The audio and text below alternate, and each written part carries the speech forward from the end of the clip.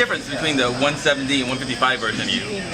I have a full gas tank coming into a fight rather than running on 40%, you know, so I'm not getting injured anymore because I'm not having to deplete myself so much, so I'm not coming in with a bunch of injuries. When I fought Hernani Perpetuo at 170, I busted my hand right before I went out, and I wound up using my hands a lot in the fight and didn't really pay attention until afterward. My hand was swollen up pretty bad, but other than that, just I feel better, recovery's better, just everything's better. Well, do you lose anything by coming up at weight? I don't think I've lost anything. My strength's better. I feel I'm faster, you know, and I'm not just having to depend on my mental toughness to get me through a fight. I can work on my tools. I can settle into the fight, worry about the 15 minutes rather than trying to end the fight early, you know. So I'm just happy, man. And we couldn't really hear it very well, but you mentioned something about a Bleacher Report in the cage. Yeah.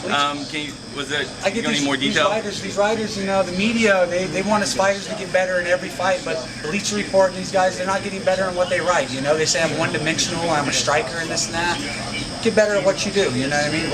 Write the full report. If you want to see what I can do, come down to the gym and see what tools I have. Just don't write an opinion in the paper. You know, write the facts. And I feel that submission right there shows I have more than just striking. So get better at your job and write something better. You take the hard with the business? No, just they're trying to tell me I need to get better at my job, and they suck at their job. So get better. You know? How about as an athlete? You said how you're off to a slow start.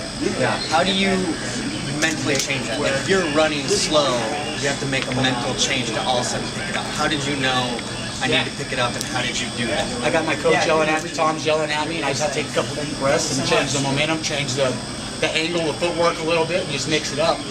When I started tagging him and stuff, I could hear him kind of shouting out like, "Oh hell, shit," you know, and trying to move around, and I could tell he was breaking then. And I just need to keep the pressure on him. Tom Bond's in my ear yelling, "Get him out of the fight, get him out of the fight," and be patient, you know. So Tom's done everything for me to get me to this point, and I'm not here by myself, and that's why I continue to thank those guys.